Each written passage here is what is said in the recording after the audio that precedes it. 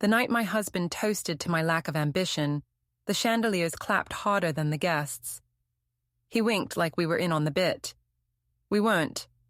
I smiled because smiling is cheaper than therapy and easier to quote in the group chat. When the table roared, I tasted the faint tang of champagne and thought, this is what freedom sounds like. Loud, polite, and completely misdirected. I raised my glass, matched his grin, and handed him a promise he didn't hear coming. Before we dive deeper into this story, I have one small request. Please subscribe, drop a like, comment, and hit that hype button to boost this channel so more people can discover these incredible Reddit stories. It was Jason's big night. The celebration dinner for landing a major investment deal with his real estate company, Carter Urban Properties. The restaurant was one of those sleek, wood-paneled places where the napkins have more confidence than the waiters. Jason loved it because everyone there had a title. Partners, investors, influencers, an HOA president or two. He loved that world, the kind that ordered salads for show and steak for status.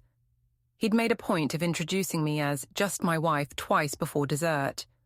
Once to a senior developer who asked what I did for a living, and once to a woman with a diamond the size of Connecticut who giggled like it was part of the charm. I used to correct him, used to say I was a marketing consultant.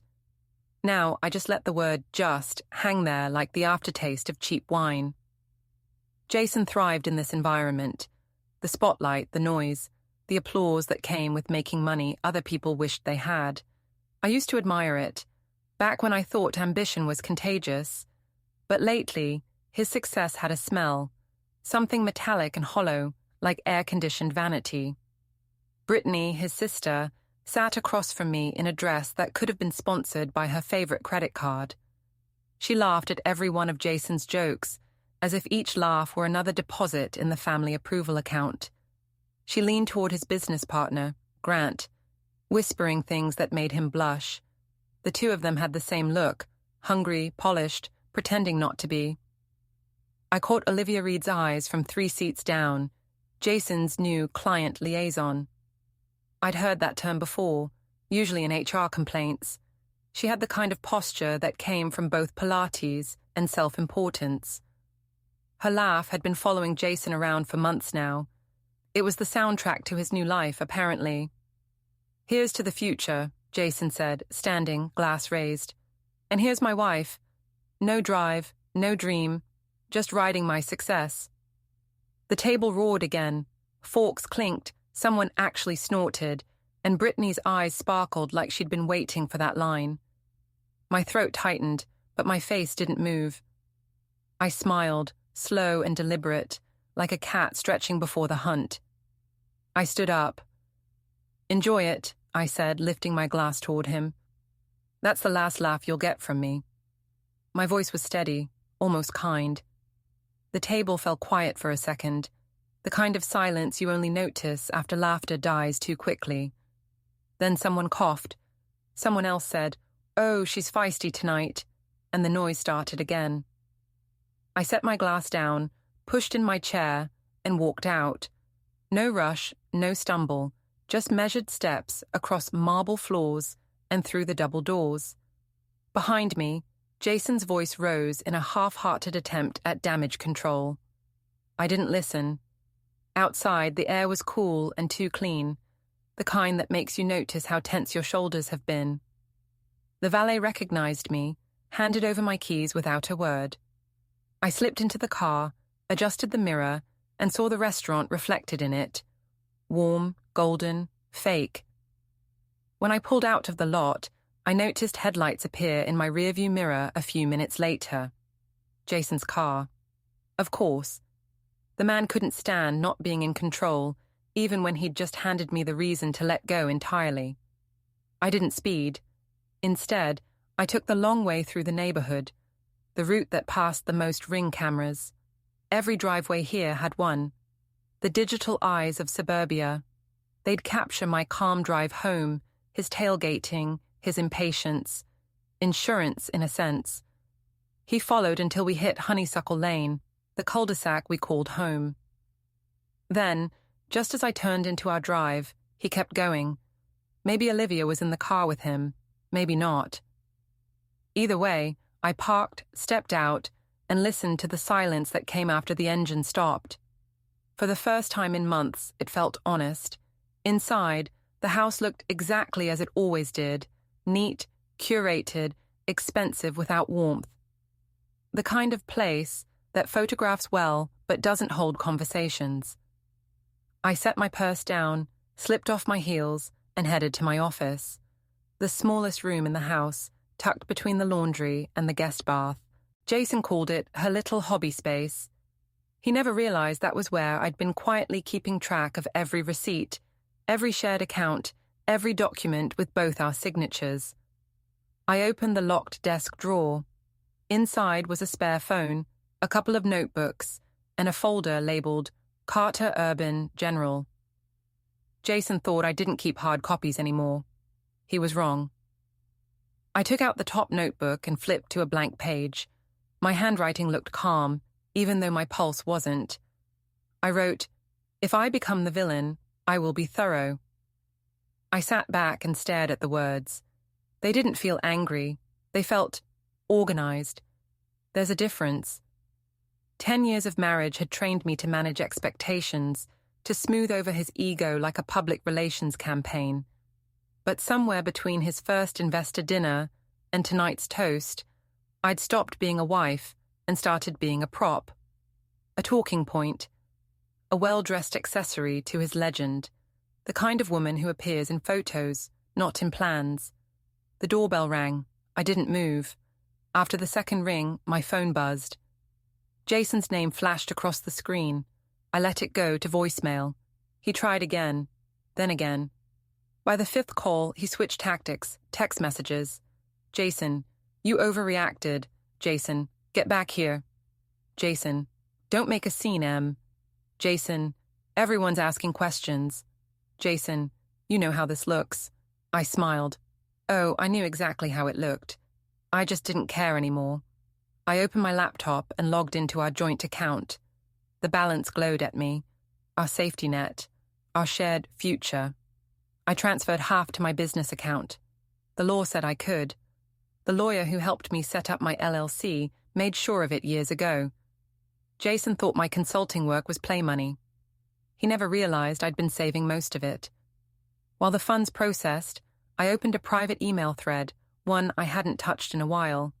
It was addressed to a journalist I'd met during a corporate branding project. We'd bonded over bad coffee and worse office politics. She'd once told me, "The people who look perfect in photos are usually hiding something worth printing." I'd laughed then. Now I typed, "Dinner's over. Story might be too. You free this week?" I didn't send it yet. Timing mattered. The clock blinked past midnight. Outside, the neighborhood was quiet, except for the occasional bark and the hum of sprinklers. The perfect soundtrack for endings. I walked through the house, our house for now, and saw it differently. The photos of Jason shaking hands, cutting ribbons, holding awards. The monogrammed towels Brittany had gifted us last Christmas, because successful people brand everything. The glass trophy from his firm's 5-year anniversary, engraved with "built from the ground up." Funny, since I'd been the ground. My phone buzzed again, but this time it wasn't Jason. It was Claire Monroe, my former Pilates friend and current gossip relay. "Girl, did you just walk out on Jason's dinner? People are talking." Of course they were. The suburbs breathe gossip the way trees breathe air. I typed back, just stretching my ambition. Then turned the phone face down.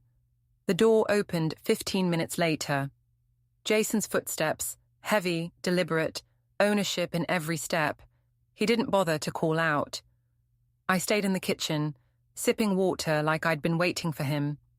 He stopped in the doorway, still in his suit, tie loose, expression halfway between irritation and disbelief. "What was that tonight?" he asked.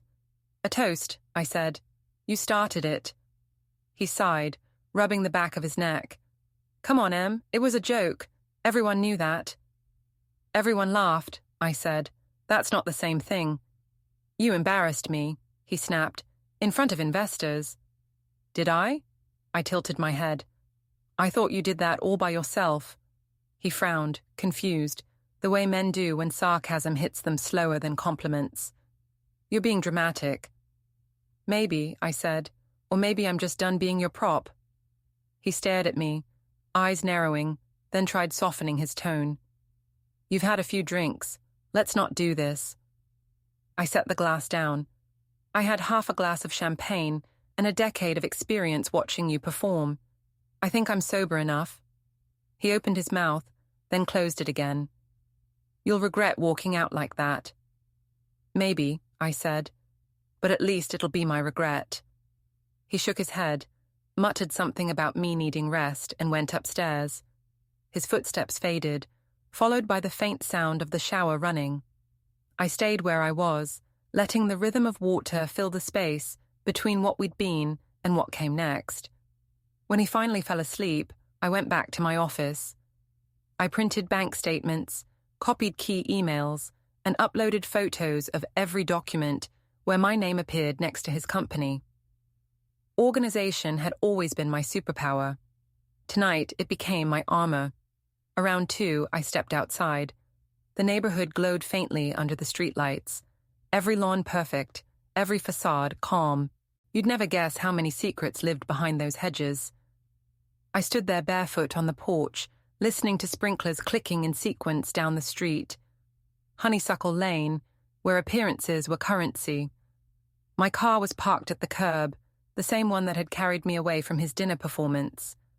I ran my fingers along the hood, warm, smooth, reliable. The cameras from nearby houses blinked silently. I smiled up at them, the way you'd smile at witnesses. A cat crossed the road, pausing under a lamppost before slipping into a yard. Even it moved with more grace than Jason's apology attempts. I went back inside and sat on the couch. The house felt unfamiliar already, like a set I'd finished filming on. I looked at the reflection of myself in the glass cabinet doors. Calm, hair slightly messy, expression unreadable. For the first time in a long time, I liked what I saw. Not because I looked strong, but because I looked awake. The clock hit 3. I opened my notebook again. Below the line I'd written earlier, I added, Step 1, remove emotion. Step 2, remove hesitation. Step 3, remove him from the narrative. I didn't need to write the rest. I already knew it. Outside, a car passed slowly down the street, probably some neighbor returning from a late shift. The headlights washed over the living room, then faded. Everything settled again, the calm before something deliberate. Upstairs, Jason snored faintly, steady, unaware. Tomorrow, his world would still look intact, but cracks had already formed, small and precise, invisible until you leaned close. I capped my pen, closed the notebook, and whispered to the quiet house. Let's see how perfect Honeysuckle Lane looks in the morning. Then I turned off the light. Morning came soft and deceptive, sunlight spilling across the kitchen like it hadn't witnessed the evening before. Jason's mug sat exactly where he'd left it, a chipped white one that read CEO Fuel. The irony wasn't lost on me. He'd already left for his morning meeting because image demanded consistency, even when reality cracked. I stood at the counter with my laptop, hair tied back, coffee cooling beside me. On the screen, our joint account showing last night's transfer. The numbers looked neat, innocent, balanced, a clean slice of independence. I felt steady, not triumphant. People think revenge is adrenaline. In truth, it's administration. Paperwork with purpose. The email notification blinked. Transfer complete. Good. I opened another tab and logged into my business account. The marketing world I'd built in my spare hours was suddenly my oxygen. My clients were small businesses, local gyms, home designers, even a dentist who thought hashtags could fix his customer retention. They paid on time. They liked me because I understood presentation. Jason never understood why that mattered. Now, presentation was everything. By 9, the phone started buzzing. Not Jason, clients. One of them, a boutique bakery owner, wanted to finalize a brand relaunch. Her email signature had always been cheerful. Sweet beginnings start here. It almost made me laugh. I agreed to meet her at noon, mostly because I needed somewhere to sit that didn't smell like Jason's cologne and superiority. Before I left, I opened the file drawer and pulled out our mortgage documents. Jason's signature sprawled across every page, confident loops like a signature was a declaration of dominion. My eyes found mine. Clean, careful, professional. Different ink, different rhythm. I compared that to a scanned document I'd found weeks earlier, one tied to a new business credit line. My signature was there too, except I'd never signed it. Jason had reused an old PDF from our home renovation contract, pasted my signature onto a new form, and sent it digitally. Sloppy work, same timestamp, same IP address, same borrowed approval. He probably thought I'd never check. He was wrong. The realization had hit me back then, with the kind of clarity you don't unsee. I'd saved the document quietly. I told myself I'd confront him when I felt ready. Now, readiness had a deadline. I made copies, one on a flash drive, one on cloud storage, one printed. I slipped the paper copy into a manila envelope and labeled it reference. It felt almost comical, like I was archiving my own uprising. The drive to the bakery was pleasant, the streets washed clean by last night's drizzle. Honeysuckle Lane glistened like it wanted to pretend nothing ever happened under its porch lights. The lawns were manicured, the mailboxes smiled. Neighbors waved from behind hedges. I waved back, polite and forgettable. They didn't need to know they lived next to a woman planning her own resurrection. At the bakery, Jennifer Walsh waited for me at a corner table. Old college friend, former copywriter, now a mother of 2 and part-time freelancer. She looked exactly how I remembered, sharp eyes softened by exhaustion. "You look calm," she said, tilting her head. "That's either zen or vengeance." "Maybe both," I said, smiling. We talked about small things first, her kids, the new fitness app client I'd landed, the neighborhood gossip about HOA landscaping contracts. Then, casually, I brought up Jason's new expansion project. Jennifer stirred her coffee. "He's the one building that model home development near the lake, right?" "Right, with his client liaison, Olivia." I didn't hide the air quotes. Jennifer's eyebrows rose. "That woman's everywhere. I saw her at the Chamber of Commerce mixer last month, wearing a dress that screamed sponsorship." I laughed softly. "Sounds like her." Then I leaned closer. "Do you remember that tech journalist I worked with years ago? The one who wanted stories about corporate ethics?" Jennifer nodded. "The one with the dry humor? She still writes?" "She does, and she still owes me a favor." Jennifer looked intrigued, but she didn't pry. That's what I liked about her. She didn't need every detail to understand that something was shifting. Before we left, I asked, "Do you still have that rental above the bakery? The one you use for focus time?" She smiled. "You want to borrow it?" "Just for a few days. I need quiet. Somewhere Jason wouldn't think to look." Jennifer handed me a spare key from her purse. "There's a decent coffee machine, terrible Wi-Fi, and a window that faces the alley. It's private." Perfect. When I climbed the stairs an hour later, the apartment greeted me with the smell of sugar and espresso. It was small. One room, a desk, a couch, a table stacked with magazines. The window overlooked the side street where delivery trucks idled. It reminded me of the kind of spaces I'd dreamed of renting in my 20s, before life got curated. I set up my laptop, arranged papers, and created what I called the map. At the top of the page, Jason Carter timeline. Beneath that, 2 columns, public narrative and reality. Under public narrative, husband, visionary, generous leader, family man. Under reality, forged consent for line of credit, used company funds, for personal optics, network built on borrowed reputation. The contrast was almost poetic. I color-coded it like a presentation deck, blue for his moves, red for mine. Old habits die strategically. By late afternoon, I'd compiled screenshots, bank transaction confirmations, and emails that revealed just enough pattern to suggest irregularities. Not crimes, just small acts of entitlement, the kind that, when arranged neatly, told a story of arrogance. Jason texted around 5. "We should talk tonight. Don't drag this out." I stared at the message until the screen dimmed. Then I typed back, "Busy." An hour later, I walked out of the bakery apartment and into the crisp evening air. Hartford at sunset looked deceptively peaceful. Brick storefronts, people walking dogs, the smell of roasted coffee and car exhaust. I blended in easily. I wasn't following Olivia Reed. I just happened to know where her Tuesday evenings went. Jason had mentioned once, casually, that she networked at the hotel bar near his office. I'd brushed it off at the time. Now it felt like an open invitation. The hotel was 3 blocks from Carter Urban's downtown suite. I walked in through the side entrance, pretending to scroll my phone. The bar shimmered with gold light and soft chatter. I spotted Olivia almost instantly. She was perched on a high stool, back straight, phone angled toward her face as she laughed with someone beside her. Grant Ellis.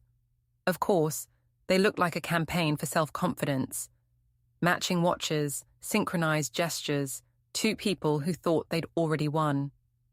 I took a seat 2 tables behind them, near the mirrored wall, and angled my phone camera casually. The reflections did most of the work. They were talking business, but every sentence dripped familiarity. I heard Jason's name once, twice, then, "She's fragile, he feels guilty." I almost smiled. I wasn't fragile. I was drafting their undoing. I didn't stay long, just long enough to collect timestamps, a few photos that proved context without invading privacy.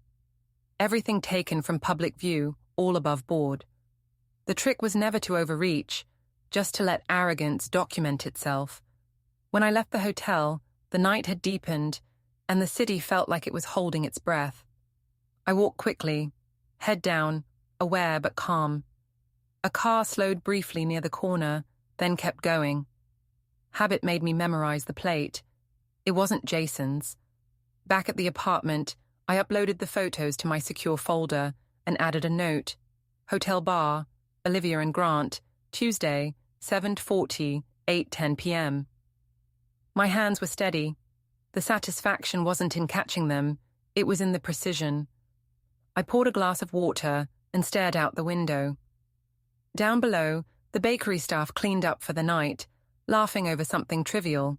They looked unbothered. Free. I envied that for a moment, then set the thought aside. Freedom, for me, required choreography. The next morning, I sent an email to the bank that held Jason's business credit line. I didn't accuse, I inquired. "Dear Compliance Officer, I'm reviewing documents that may contain my digitized signature. Could you please confirm the verification procedure for account additions made on June 12th? Neutral, polite, professional." The kind of email that gets flagged as must review. Within 2 hours, a reply. "We're reviewing your inquiry. Please allow 2 to 3 business days for a formal response." That was fine. I could wait. Timing was leverage. Around noon, I drafted another message, this one to the HOA Compliance Department. Subject, permit confirmation request. I referenced the cabana Brittany had rushed through for her backyard last month, the one Jason had bragged about helping with. I attached screenshots from the HOA site, showing Olivia Reed listed as project coordinator. I didn't accuse here either. I simply asked for clarification about role eligibility for non-resident coordinators. Every move I made was procedural. I'd learned early in marketing that the most dangerous thing in any ecosystem wasn't emotion, it was paperwork with questions attached. By late afternoon, Jennifer called. "You okay up there in your secret lair?" "Productive," I said. I might turn this into a case study on brand implosion. She laughed softly. I always said you'd make a great strategist for disaster control. Turns out I specialize in personal disasters, I said. When we hung up, I stared at the window again. The alley was empty except for a delivery van idling near the dumpster. A man in a uniform leaned against it, checking his phone. Nothing unusual. Still, I snapped a picture through the glass. Habit now. Every observation filed, time-stamped, contextualized. At 6, I drove home. Jason's car wasn't there. That wasn't new. The house greeted me with its usual stillness. I changed into a sweater, made tea, and opened the HOA app on my tablet. The forum threads were buzzing. Apparently someone had raised questions about permit approvals and favoritism. I hadn't even posted yet. The gossip had started on its own. Brittany had commented defensively under her own name, which was almost too perfect. She wrote, "All procedures were followed. Any suggestion otherwise is misinformation." A neighbor responded, "Who's Olivia Reed and why is she listed as coordinator?" The thread had 10 replies in an hour. I set my tea down and watched it grow like a controlled fire. Jason walked in around 8, jacket slung over his arm, expression taut. "What's this about you emailing the bank?" "That was fast," I said. "Word travels quicker than ethics." "They called me," he said. "You made it sound like fraud." "I asked a question," I corrected. "Apparently questions make you nervous." He glared at me, jaw tight. "You're overstepping." I met his stare. "Funny. That's what your signature did." For a second, his face flickered. Not guilt exactly, but awareness. The look of someone realizing the pieces were already moving. He said finally, softer. "You're upset. Let's talk like adults." "I tried that for 10 years, I said. Didn't take." He rubbed his temples. "You don't understand how business works." "Oh, I do," I said. "It's built on perception, and yours is about to shift." He exhaled sharply and walked out, muttering about me needing therapy. I didn't answer. His footsteps disappeared upstairs, and I opened my notebook again. At the bottom of last night's page, I wrote, "Step 4, let their own habits do the talking." Then I added, "Observation. Olivia's expense report may lead to Brittany. Need receipts." I closed the book, turned off the light, and stood by the window. The street outside glowed softly, the hum of sprinklers steady as a metronome. Honeysuckle Lane looked perfect, but perfection was just presentation. Underneath, stories brewed like storm clouds waiting for permission. In the distance, I saw Jason's car headlights sweep across the neighboring driveways as he repositioned it, probably checking his reflection in the glass, as always. His world was still intact tonight, but cracks have patience. They wait. When the house finally quieted, I sent one last message to my journalist contact. Subject, timing. Might have something worth context. Let me know if you're free for coffee. Then I slipped the notebook back into the drawer and whispered, to the dark, almost amused, "Step 5 starts tomorrow." Gossip spreads faster than data. By Wednesday morning, Honeysuckle Lane was humming like a well-tuned rumor engine. I woke to 3 unread messages from neighbors, each pretending to ask about community matters, which translated to, "We heard something, confirm it so we can pretend we're shocked." I scrolled through the HOA app before coffee. Brittany's comment thread had tripled overnight. Someone had attached screenshots of the cabana permit with Olivia's name highlighted, followed by a string of emojis that made subtlety extinct. It was beautiful, organic chaos. I hadn't typed a word, and yet my question from the previous day had bloomed into an investigation. Jason had already left, probably to control the optics. I imagined him calling Brittany, strategizing their family version of damage control. Half denial, half performance. That's the problem with people who build their worth on reputation. The moment cracks appear, they don't patch them.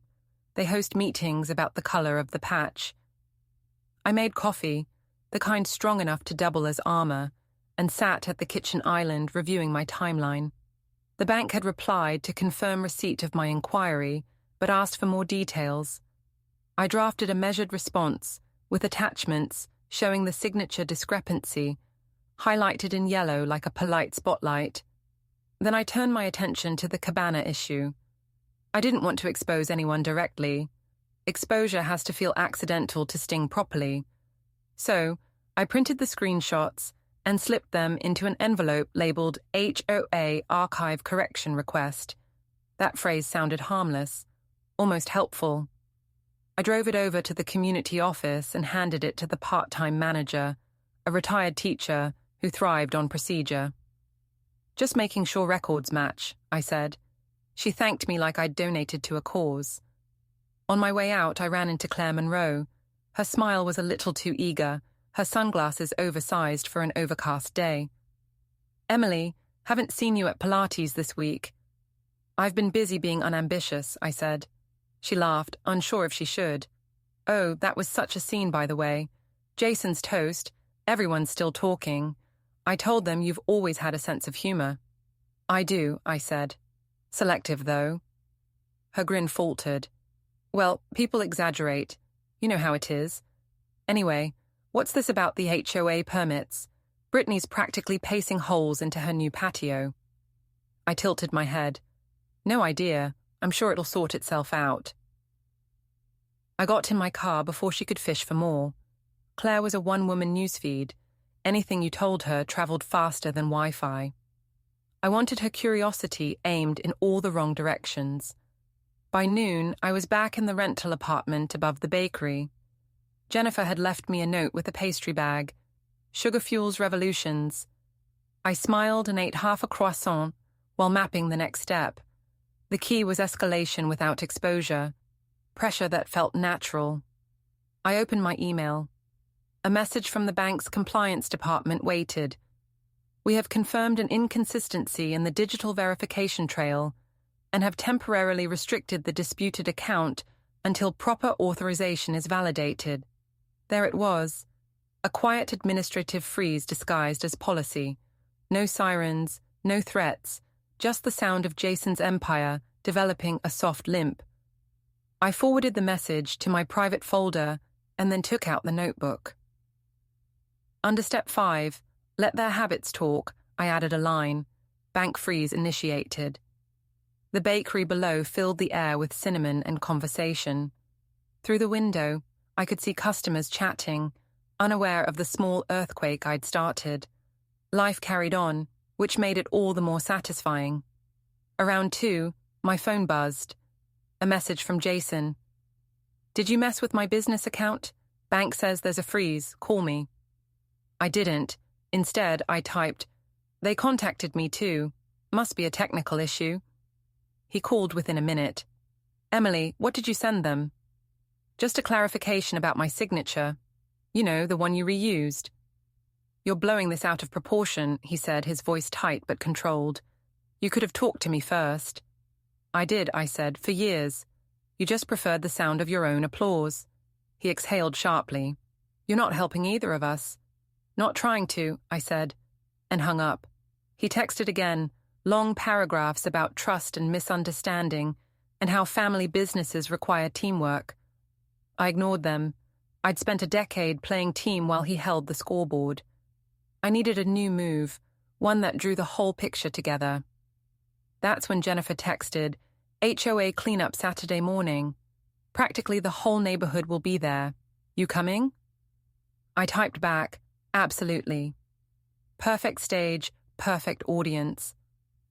The rest of the week moved in quiet preparation. I printed a condensed version of the timeline I'd built, dates, shipments, permit approvals, and Jason's company expenses that overlapped too neatly. I uploaded the same data to a neutral website using a generic domain. The homepage was simple. Community Transparency Project. No accusations, no names, just facts in tidy columns. I added QR codes that linked directly to it, printed on plain white paper. Saturday arrived bright and smug. The HOA cleanup looked like a festival for performative good deeds. Matching gloves, monogrammed water bottles, and Brittany handing out color-coded trash bags like an executive producer. Olivia was there too, in a tank top that pretended to be casual. She waved to Jason across the field as if discretion were optional. I parked my car a block away, tucked the envelope of QR code sheets under my arm, and joined the volunteers. Claire spotted me first. "Emily, you decided to join us." "I figured I should contribute," I said. "Wouldn't want anyone to think I lack drive." That got a few uneasy chuckles. Brittany forced a smile. "Glad you could make it. We can always count on the Carter family." "Not all of it," I said, handing her one of the QR flyers. "I brought some info sheets for the Transparency Project, something the community office might find useful." She blinked, taking it like it was harmless. "Oh, sure, I'll, look at these later."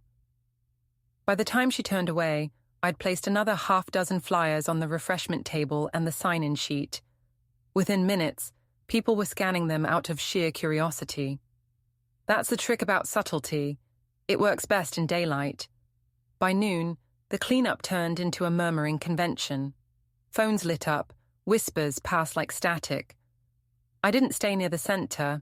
I drifted between clusters, pretending to pick up litter. Every now and then I caught phrases: cabana, company funds, weird timing.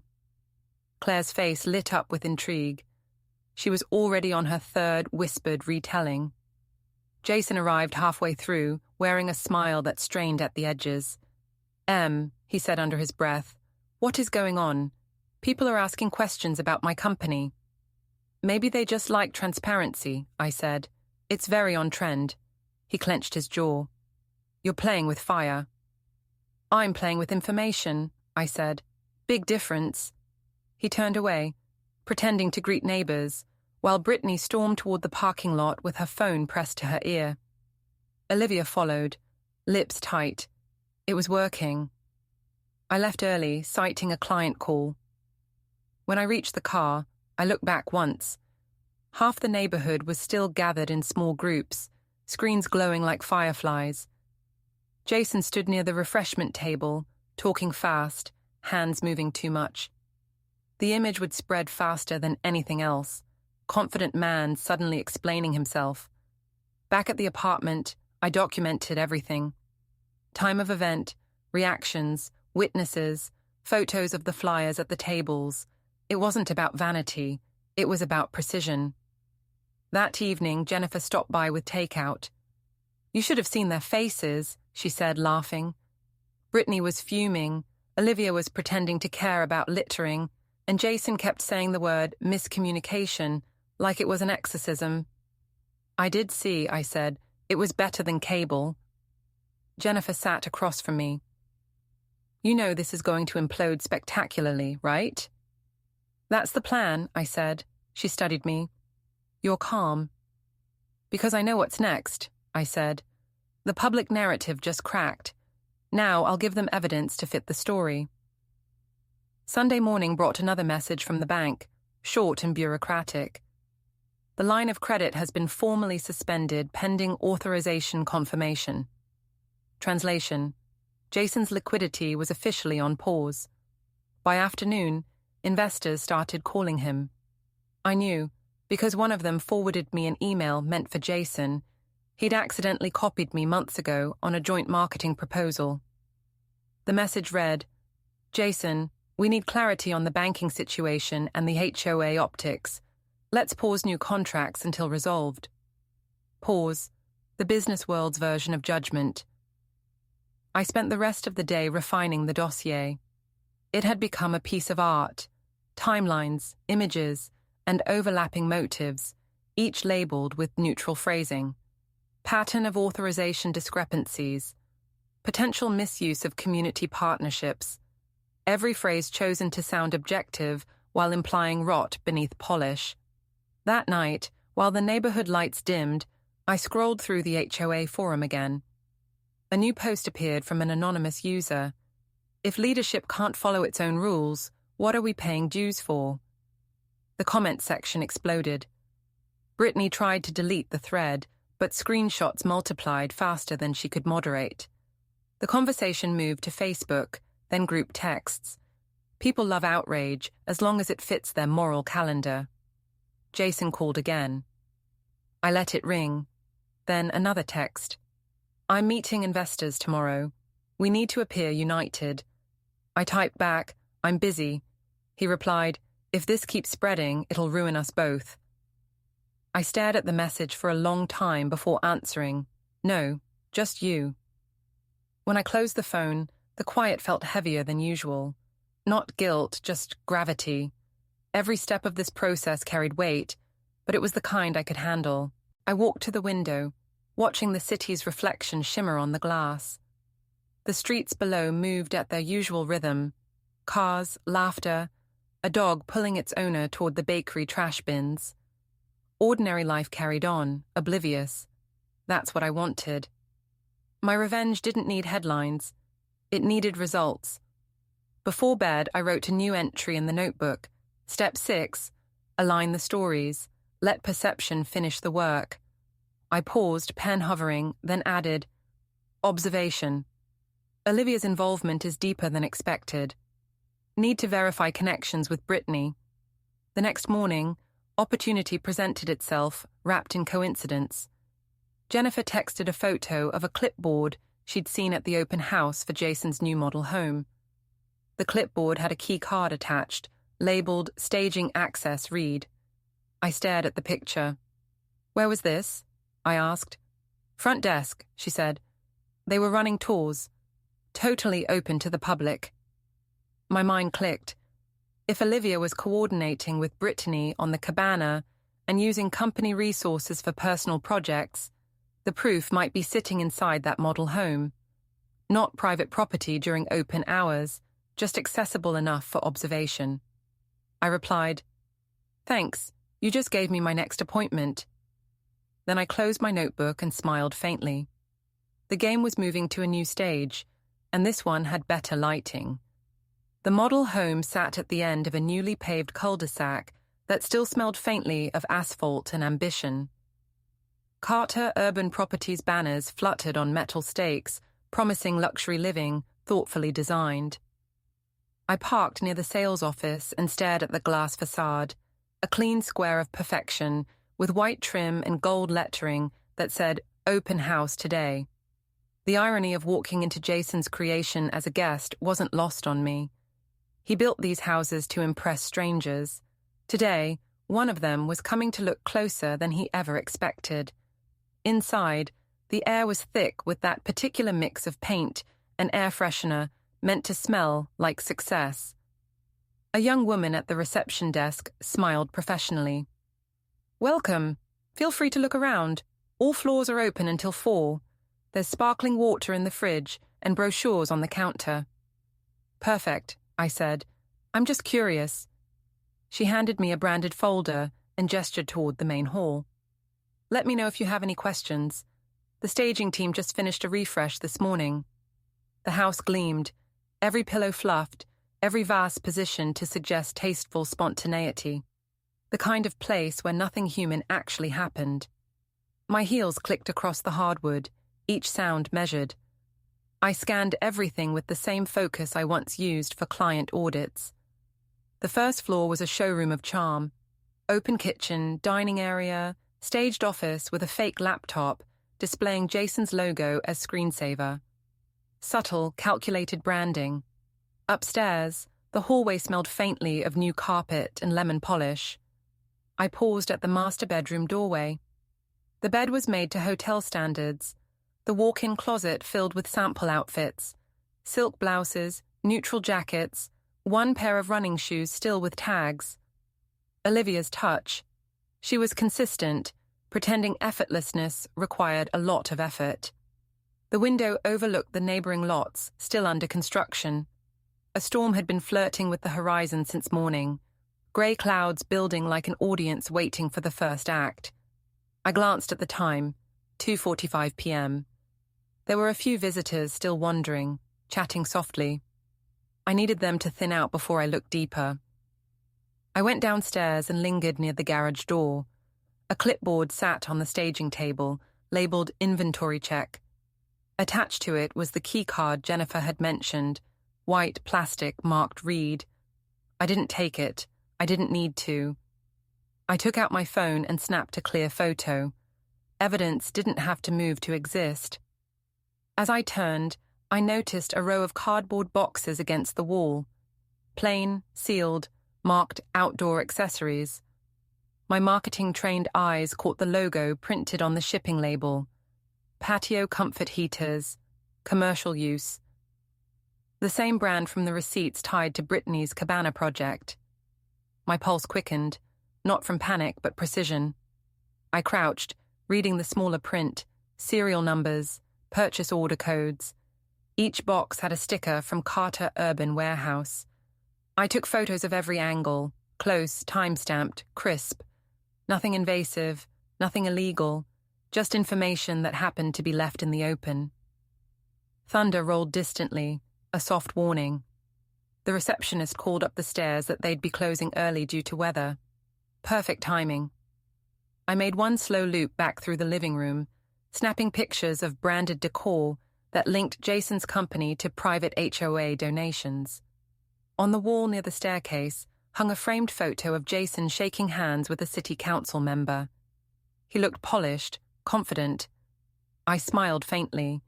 He'd staged even this room to worship himself. By the time I stepped outside, the wind had picked up. The air tasted like metal and rain. I crossed the gravel path toward my car just as the first drops began.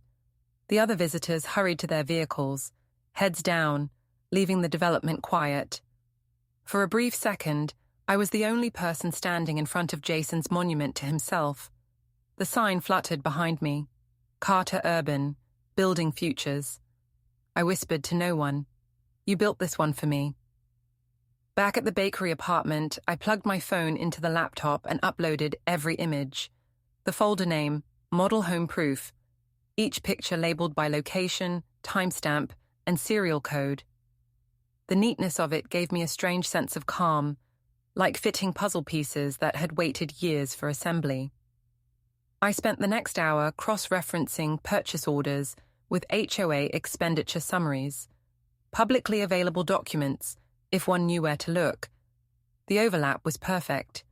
Equipment marked as company assets had been delivered to Brittany's address under HOA improvement grants, all with Olivia's signature as coordinator. That was the line I needed. I opened a new document titled Community Asset Misallocation Overview. The kind of name that sounded harmless, but would terrify anyone whose reputation was built on the illusion of propriety. At 7, I sent one text, to Jason. Tomorrow, 4 p.m., Country Club Lounge. Bring Olivia, Grant, and Brittany. Non-negotiable. He replied almost instantly. What's this? Clarification meeting, I wrote. Brand risk alignment. There was no response after that. The next afternoon, the lounge buzzed with quiet luxury, soft lighting, low music, the smell of citrus polish on wood. Jason arrived first, crisp suit, tight expression. Olivia came 10 minutes later, her composure wrapped in perfume and practiced indifference. Grant followed, carrying the air of a man rehearsing neutrality. Brittany arrived last, clicking in on heels that announced her frustration before her voice did. They sat around the small conference table, each pretending this was routine. I placed a neat stack of folders in the center and looked at Jason. Thank you all for coming. Brittany crossed her arms. What's this about? Transparency, I said. I think we've all had enough of surprises. Jason leaned forward. Emily, if this is about the bank... It's about a pattern, I said, cutting him off. Let's review it together. I opened the first folder, sliding out the photos from the model home. These are serial numbers for patio heaters stored under Carter Urban inventory. Same model and order ID as the ones installed at your cabana, Brittany. Purchased 2 days before the HOA vote on expansion funding. Managed by Olivia Reed, your listed coordinator. Olivia's lips parted. That's ridiculous. Those were demo units for a community showcase. Were they? I asked, setting down a printed delivery record showing her digital confirmation for Brittany's address. Because the warehouse form says otherwise. Grant cleared his throat. Let's not jump to conclusions. Maybe there was overlap in logistics. There was, I said. That's what happens when personal projects overlap with company inventory and HOA approval forms. It creates what I like to call brand confusion. Investors don't like brand confusion. Jason's jaw tightened. You think this proves something? I think it demonstrates poor boundaries, I said calmly. And boundaries are what hold reputations together. Brittany slammed her folder shut. This is absurd, Emily. You're twisting details to make us look bad. You're doing a fine job of that yourself, I said. I'm just taking notes. Olivia shot me a glare sharp enough to cut glass. You can't threaten us with gossip. Who said gossip? I asked, leaning back. I'm showing you internal inconsistencies. You're the ones panicking about what people will say. Jason stood abruptly. We're done here. I stood too, meeting his eyes. Not quite.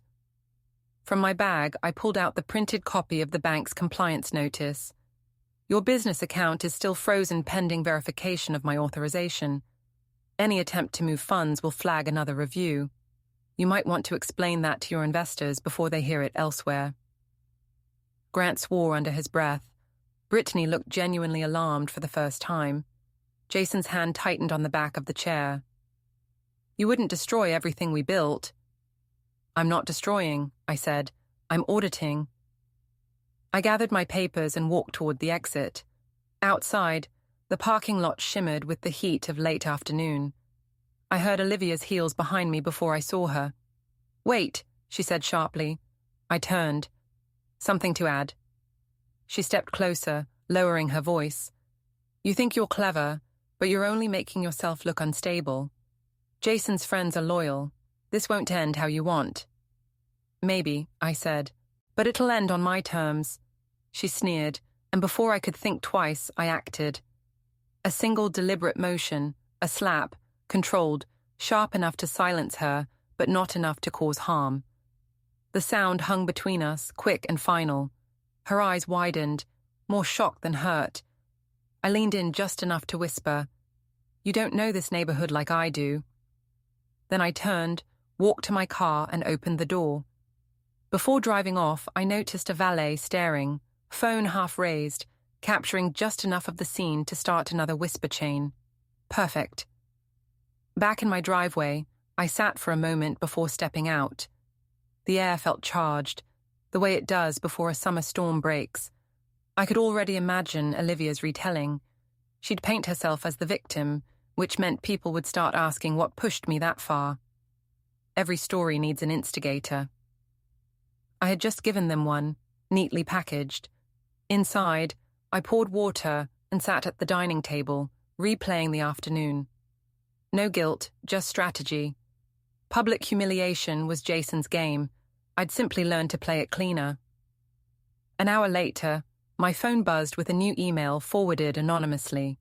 The subject line read, Investor Concern. Inside was a message chain between Grant and Jason. Grant, we need her to sign the ratification. Without her, the credit issue becomes a bigger mess. Jason, working on it. She's unpredictable right now. Grant, then control it. This could sink us. 3 sentences, plain and damning. It wasn't just ego driving Jason's panic, it was exposure. The forgery, the account freeze, the HOA overlap, it all threaded together now. And the best part? I didn't have to fabricate a word. They'd done it themselves. I saved the email in my secure folder, labeling it Grant Thread Proof. Then I opened my notebook and wrote, Step 7, confirm network collapse. Prepare final leverage. Outside, thunder rumbled again, closer this time. I stood by the window, watching lightning flicker over the rooftops of Honeysuckle Lane. The lawns gleamed wet and innocent under the streetlights. Jason's empire had always looked perfect from the outside, too. Somewhere out there, Olivia was telling her version of the parking lot encounter. By morning, half the neighborhood would have an opinion. That was fine. I'd given them a show, and people in the zip code lived for performance. I closed the notebook, exhaled slowly, and whispered, "Almost there." The rain began to fall in steady sheets, washing the streets clean for the next act.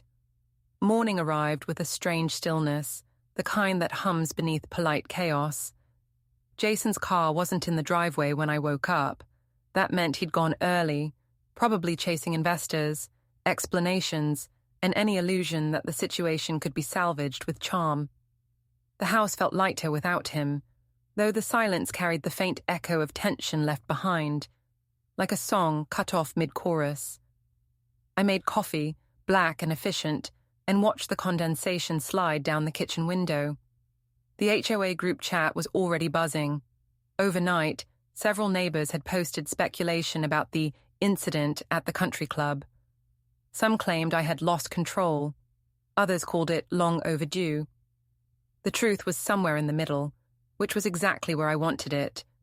Confusion makes better fertilizer than clarity. By 9, my phone rang. Jennifer. "It's spreading," she said, half amused. "Claire posted something about you confronting Olivia. The comments section is pure entertainment." "She needed a hobby," I said. "Now she's got one." Jennifer chuckled. "How are you feeling?" "Organized," I replied. "The investors are next." That was the real storm waiting on the horizon. Jason's company thrived on reputation, not results. His investors liked glossy brochures and charming dinners, not account freezes and HOA gossip. They didn't care about guilt or innocence, just liability. I planned to give them a reason to distance themselves before Jason even realized how fast loyalty evaporates when money trembles. I spent the morning drafting an email to a select group of those investors. I didn't accuse Jason directly. I simply provided documentation and phrases like authorization inconsistencies and reputational concerns. Business language. Clean, factual, devastating. By noon, it was sent. Copies to my attorney and the bank's compliance officer for transparency. The kind of transparency that burns politely. By early afternoon, Jason called. I almost didn't answer, but curiosity won. "What did you do?" His voice was taut, threaded with exhaustion. "My partners are panicking. They said you contacted them." "I did," I said. "They deserved context." "You're sabotaging me." "I'm clarifying ownership," I said calmly. "Big difference." "Emily, you're ruining both of us." "No," I corrected. "I'm just removing myself from the story you wrote. You're the one who keeps rewriting the ending." He exhaled sharply, then hung up. No more text followed. He was finally learning silence. The rest of the day unfolded in slow, strategic motions. I went to the bank to finalize my withdrawal from the joint account, everything cleanly documented. The manager, a middle-aged man with glasses that always seemed slightly fogged, looked nervous but polite. "These funds are legally yours," he said, reviewing the paperwork twice. "Do you want them transferred to your business account or a new one?" "New," I said. Fresh starts deserve their own ledgers. By late afternoon, my phone lit up with notifications. Investors forwarding messages, Jason's firm's official website marked temporarily unavailable, and Brittany's HOA page filled with defensive posts about false narratives. It was almost too easy. They were unraveling themselves, thread by thread, in public view. At 6, I received another message, this time from Grant, short and desperate. "We can fix this if you stop feeding the fire. Meet me tomorrow. Just talk." I didn't reply. There was nothing to fix. The fire wasn't something I started. It was something they'd built, and I'd merely opened the windows to let the wind in. That night, I drove to the edge of town, where Jason's firm had recently finished staging another model home for prospective buyers. It was empty after hours, the perfect metaphor for what he'd become, a showpiece with no real foundation. I parked outside, watching the lights from nearby houses flicker through the rain-specked windshield. The sign out front still read, Carter Urban Properties, Building Futures. I wondered if he realized that his own future had already been foreclosed in everything but paperwork. The next morning, Jason appeared at the house unannounced. He didn't bother knocking. He never had to before. I was at the kitchen counter, halfway through my coffee when he walked in, looking more tired than I'd ever seen him. The crispness of his usual attire was gone, his tie loose, his shirt wrinkled, his voice lower than usual. "I can't believe you're doing this," he said, eyes scanning the room like it had betrayed him too. "You think you're winning, but you're burning everything down." "I think I'm cleaning up," I said. "There's a difference." He moved closer, lowering his voice. "Do you know what happens when investors panic? Everyone loses, including you."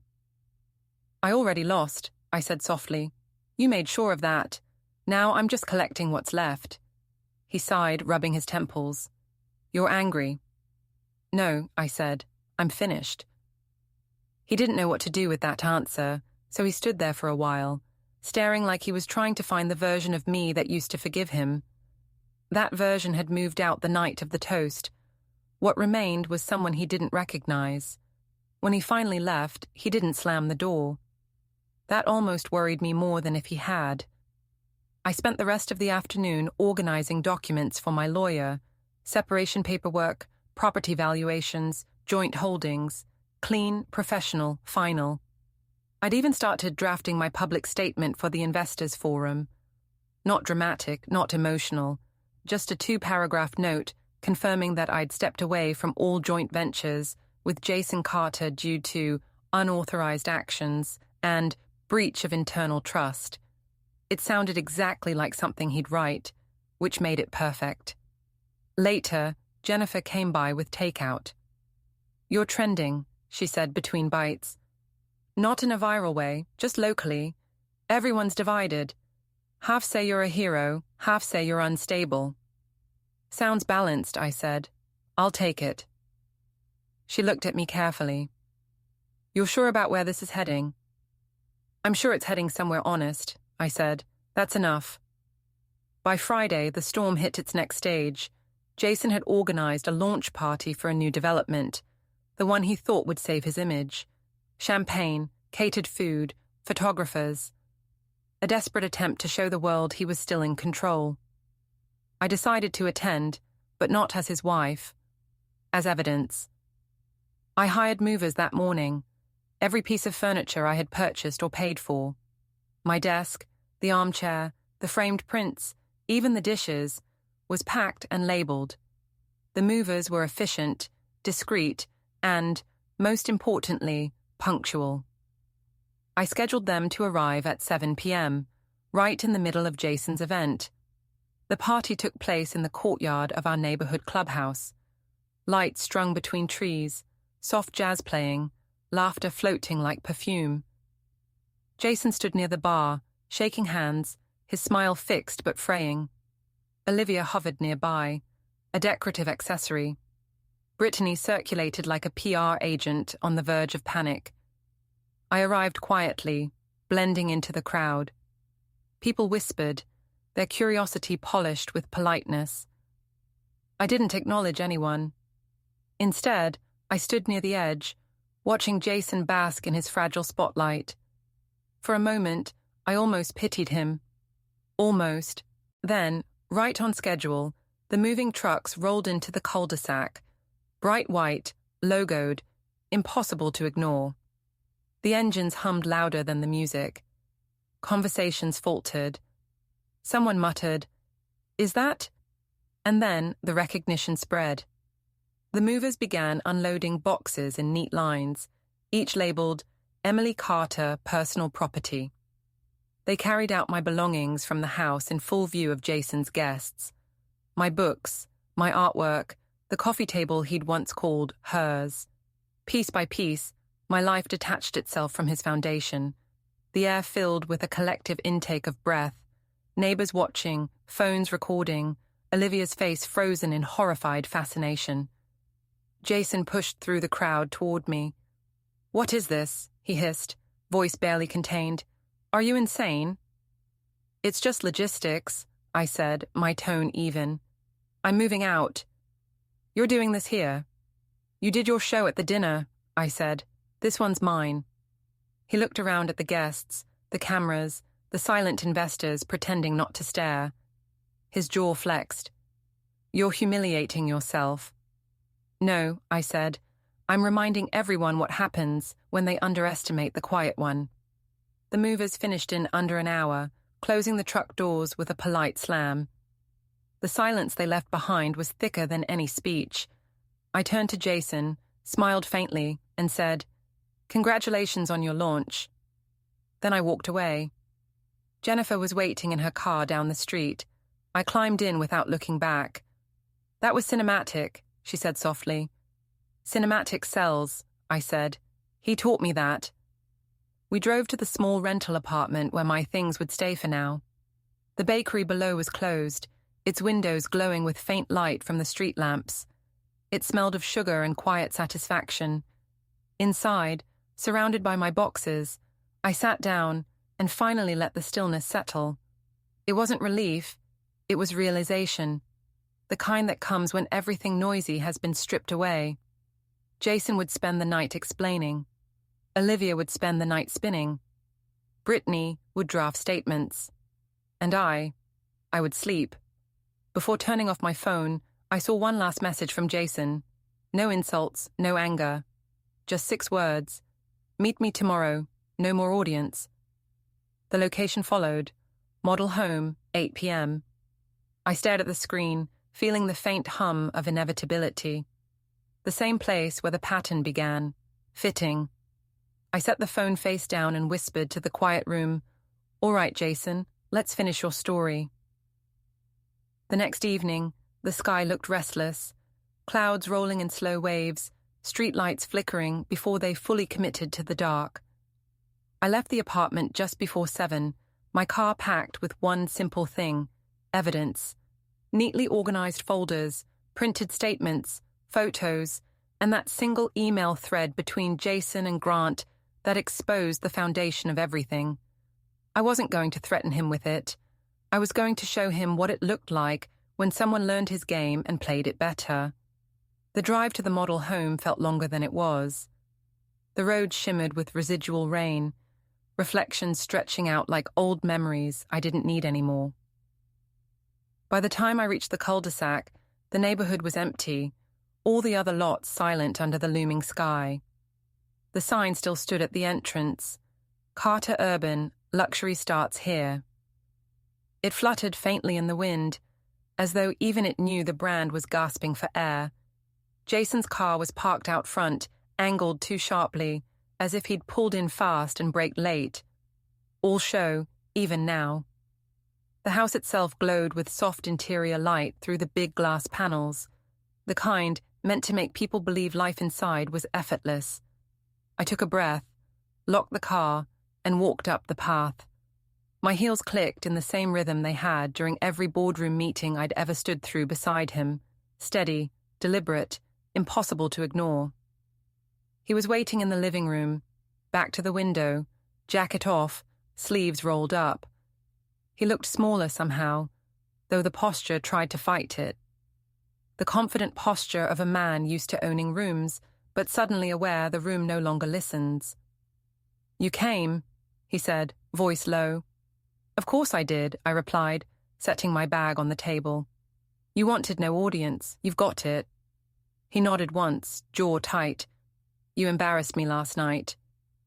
"You embarrassed yourself a year ago," I said evenly. "I just gave the stage lighting." His eyes narrowed. "You think this is revenge?" "I think it's recognition," I said, "for all the things you thought I'd never notice." He walked around the table slowly, like he was studying me. "You've always had a talent for dramatics, Em. Quiet ones, calculated. I underestimated that." "Yes," I said. "You did." He stopped a few feet away. "So what's the plan? Ruin me completely? Turn the city against me? You think they'll love you for it?" "I don't need love," I said. "I need honesty. You've been allergic to it for a decade." Jason laughed softly, a sound that barely held together. You always did like playing the moral compass. Moral compass? I smiled faintly. No, just consequence. He looked at me, the faintest tremor in his expression. You're really proud of yourself, aren't you? I'm practical, I said. That's all. I opened the bag, pulling out the folders, one by one, laying them across the glass coffee table like a magician revealing cards. This is your bank correspondence. This is Olivia's signed coordination form. This is Brittany's permit confirmation, cross-referenced with Carter urban purchase orders. And this, I tapped the final folder, is the investor thread you forgot to delete, the one where Grant told you to control it. His eyes flicked to it. He didn't reach for it. Where did you get that? Accidentally forwarded, I said. You'd be surprised how many people confuse reply with reply all. Jason exhaled and dropped into the chair behind him, rubbing his forehead. You could take this to the press. I could, I said, but I don't need to. They already have enough to start asking questions. The gossip will do the rest. Then why come here? He asked quietly. You already won. I looked at him, truly looked. The man who once convinced me ambition and cruelty were just synonyms in business. The man who built himself out of charm and mirrors. He wasn't defeated yet. He just hadn't realized how hollow the fight had become. I came here, I said, so you could see what losing looks like. Up close. He tilted his head. You think I'll crumble? No, I said. I think you'll cling to what's left. But the thing about control is once you drop it, people notice, and you've dropped it everywhere. He stood again, anger simmering under his voice. You're not innocent, Emily. You benefited from everything I built. Correction, I said. I financed what you built. I supported it. I believed in it. You used it. He stepped closer, lowering his voice. You're not walking away untouched. I smiled. I already did. His expression flickered between disbelief and something like admiration. You're dangerous. No, I said. I'm thorough. Lightning flashed outside, white against the wide windows. For a moment, it lit his face, the sharp lines, the calculation still clinging to him like habit. Then it faded, and the room returned to soft, muted glow. He sank back against the edge of the table, staring at the evidence laid out before him. What do you want from me? Nothing, I said. That's what scares you most. For a long moment, there was only the sound of rain ticking against the glass. Then he laughed quietly, one of those hollow laughs meant to hide something else. You really planned every second of this, didn't you? Yes, I said. Every second since your toast. He looked up. The dinner. The one where you announced to everyone that I had no ambition, no drive, just your shadow. I met his eyes. You were right about one thing. I didn't have drive then, but I do now. He pushed off the table and started pacing. So, what, this is your grand finale? You ruin me and walk away? Exactly. That's not closure, he said. That's chaos. I picked up my bag and began gathering the folders. No, Jason. Closure is peace. Chaos is your area. He reached out, not touching me but stopping just short. Don't walk out like this. You think you can end it, but the world doesn't work like that. I looked him straight in the eye. No, it works exactly like this. You do something careless, someone calls you on it. Consequences. You just never thought they'd come wearing heels and carrying documentation. He flinched, not physically, but in the small way truth lands when it's too sharp to deflect. Outside, the rain intensified, drumming hard enough to blur the view through the window. I could hear the storm gutter moaning under the water pressure. Jason turned toward it, arms crossed, pretending to be thinking, while really just avoiding the sight of the evidence on the table. You'll regret this, he said finally. Maybe, I said, but at least it'll be mine to regret. He turned then, expression tight but voice level. So that's it? You walk out and I'm left to deal with the mess? You built it, I said. I just stopped sweeping under the rug. I walked toward the door, my shoes clicking softly against the polished floor. Each step felt like punctuation, final and certain. When I reached the doorway, I paused. You'll try to fix it. You'll call lawyers, investors, maybe even Olivia.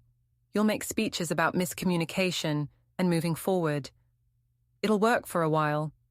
But deep down, you'll know you're performing damage control on a reputation that no longer belongs to you.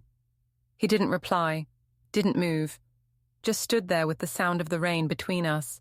I stepped outside. The storm greeted me instantly. Cold air cutting across my face, the rain soaking into my coat. I didn't rush to the car. Instead, I stood for a moment under the open sky, watching the house behind me glow like a stage set, bright, fragile, fake. Through the window, Jason's silhouette moved around the room, pacing again. The man who thought control was power, now learning that loss, when executed properly, is the ultimate design. I got into the car, started the engine, and let the headlights cut across the half-finished street. The rain blurred the view, turning everything into streaks of light. It felt right, impermanent, raw, clean. Halfway down the road, I stopped at the construction sign where the Carter Urban banner still hung. I got out, tore the corner loose, and let the wind take it. It whipped away into the storm, disappearing like paper never meant to last. Back in the car, I drove toward town, the bakery's warm lights faintly visible in the distance. Jennifer would probably still be up, waiting with a mug of something strong and sympathetic. But for now, I wanted quiet, real quiet. No negotiations, no documentation, no audience. When I parked outside the apartment, I left the bag of evidence in the trunk. I didn't need it anymore. It had already done its work. Inside, the air was warm and smelled faintly of sugar from downstairs. I dropped my coat over a chair and sat on the edge of the couch, listening to the rain soften outside. For the first time in a long while, I didn't feel like I was waiting for something to happen. It already had. I pulled out my notebook one last time and wrote across the final page. Step 8, completion achieved. No forgiveness required. Then I closed it, placed it gently on the table, and leaned back, watching the storm drift into silence. Across town, I imagined Jason sitting in that perfect model home, surrounded by papers that told the truth better than he ever could. Maybe he'd pour himself a drink. Maybe he'd stare at the window, wondering when exactly the applause had stopped. As for me, I wasn't interested in applause anymore. I'd traded it for something far more valuable, peace earned, not given. Outside, the last of the storm passed, leaving the air washed clean, the streets shining like glass. Honeysuckle Lane would wake tomorrow, pretending everything was normal. But I knew better. Under every perfect surface, something had shifted. I smiled to myself, quiet and certain.